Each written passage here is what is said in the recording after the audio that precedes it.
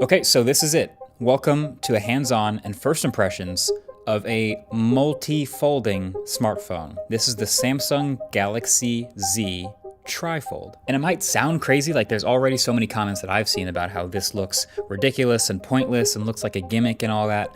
But now that I've used this phone, this is a device that's actually starting to make foldables make sense to me. Hear me out. So this is the shape of most other foldables we've seen. It looks, like a single phone when it's closed, and then you open it up to a larger, maybe 8-inch square, which is super cool. But this is the trifold. It opens not once, but twice to give you a massive 10-inch tablet, basically, that can fit in your pocket. And the difference between an 8-inch screen and a 10-inch screen might not sound like much, hold your jokes, but it's the shape of that screen, the rectangular aspect ratio, that's what's making all the difference here. Now, this is technically not the first trifold smartphone.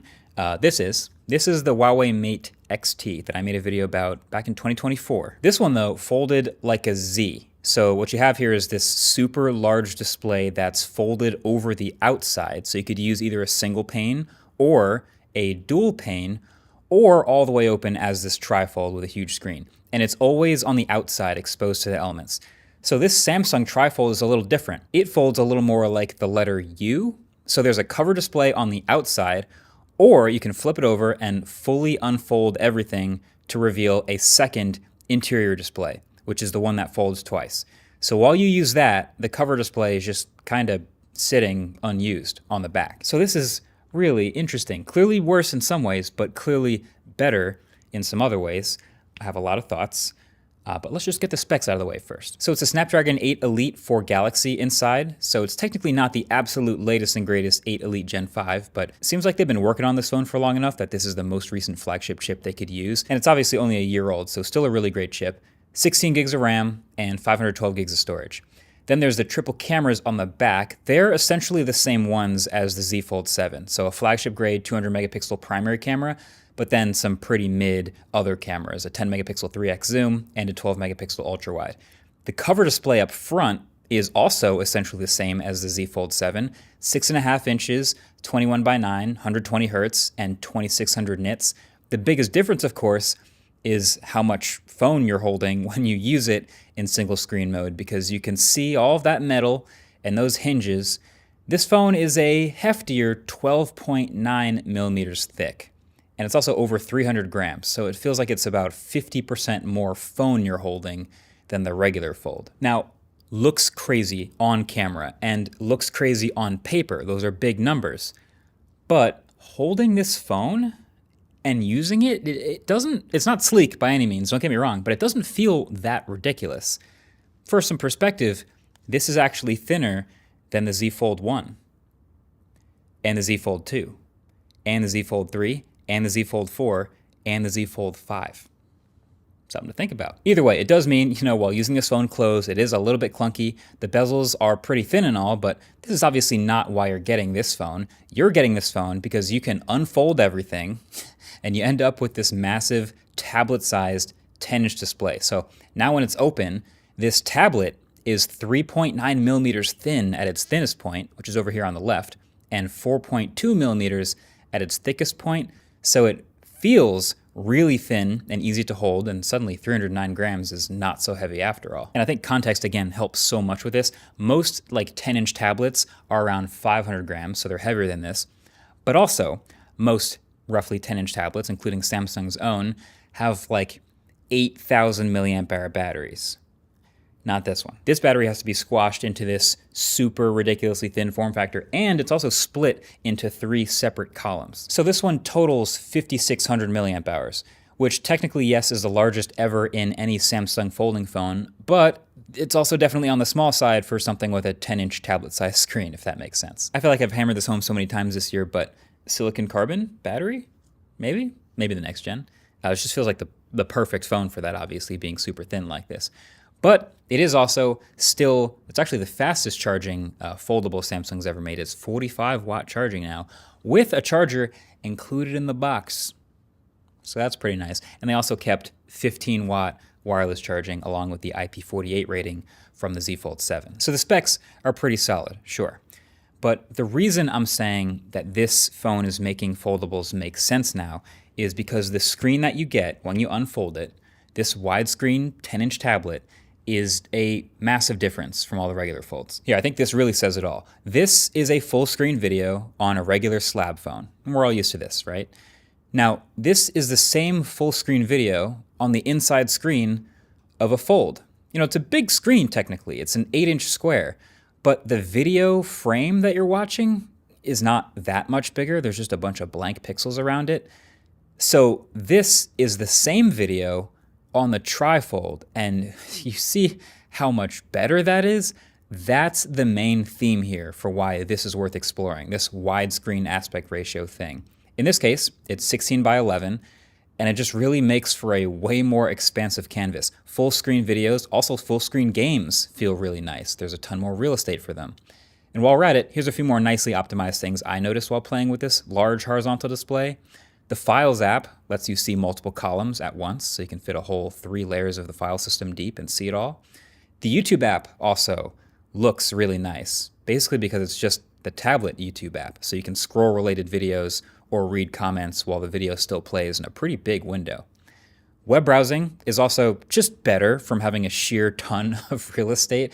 I keep using that phrase, but I actually enjoyed a lot of regular apps, just like the web browser or social media apps, in portrait mode and landscape mode, just because they feel huge. Also side-by-side apps, whether you split them top-bottom or left-right, you can do 3 apps side-by-side. They all just have way more room to breathe instead of being compressed and tiny. Oh, and this just happens to be the only Samsung phone that they'll let you run Samsung Dex on its own. So without being connected to a monitor, it will do the multi-window and multiple spaces with different setups with a connected mouse and keyboard. And if you do connect it to a monitor, you can have it act as a second screen, which is smart. I also gotta say, I've only spent a little bit of time with this phone, but I do feel like you can see that it is very well considered. Like, I can almost feel like the different variations and versions that they went through to get to this point. Like, for example, opening the phone, you always pull from the same spot. They made the bottom leaf of this trifold just a little bit longer than the other two, so it actually sticks out a little bit. And that is super convenient to just grab that little lip to open it up. And then the strength of the magnets that hold it together are really nice and solid. And then you pull the lip, it opens. Then the leftmost hinge also springs nicely open because there's a lot of nice force to it. It all just feels very solid to open and close. Then the nice smooth fiberglass composite on the back. You know, this is the only color available for this phone, but I also think it makes a lot of sense because it's touching screen on the back here. It's also a huge fingerprint magnet, so that's too bad. But then, you know, you can only fold it a certain way. Left side first, then right side, which wraps around it. So if you try to fold the right side first, it gives you this little message and vibrates and tells you, no, don't do that. That's not how you fold this phone. Also, without a case, I noticed that just like the Fold 7, this is one of the biggest rockers on a table the world has ever seen. But alongside that charger, this phone also comes with a case that basically fixes that. So what's the catch? There's got to be a reason why not everyone's doing this. There has to be downsides, right? Well, yes, but there's not that many. Like the middle screen is the obvious one. This is going to be the most delicate part of the phone, having a display that not only folds twice, but also folds in 2 different directions and with 2 different radii. Like you can obviously see these creases if you're looking for them, but you can also see that the crease on the left is a little bit smaller than the crease on the right because it is a tighter curve radius when you fold it up versus folding the right side around the left side. I also obviously don't have any long-term data on using this phone, but I would consider this a first-gen device when thinking about durability and how that might go. I mean, it's nice that it is fully protected on the inside, but it's going to be a delicate screen. It's also not the brightest in the world. So the outside screen is full 2600 nits. The inside is only 1600. So kind of limits like the outdoor use and super high brightness stuff. Stuff that I guess I expect with first gen. You could also totally say that the thickness and weight while using it closed is a con because obviously it's worse than normal folds today.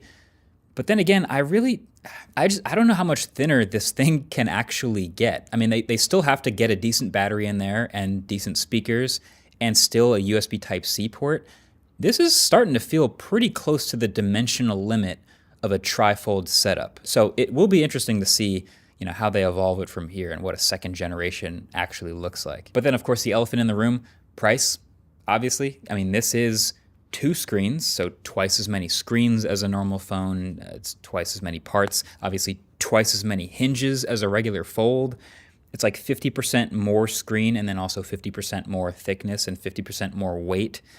So 50% more price. Now, Samsung in the US has not given me an official cost for what this is going to retail for here, but I bought this one and I imported it from Samsung Korea, and this cost the equivalent of about $2,500 US there. So I'm just doing the math. I expect it to probably be in the same range, $2,500 to $3,000 here, which is a lot. It's pricey. It's the top of the range, but also maybe not insane. I think my take is, for the right person who knows what they're getting into, this can be worth it. I really think this would be a nice, fun phone to use and daily for having a legit 10-inch display, a tablet in your pocket wherever you go. Like, that's such a game breaker.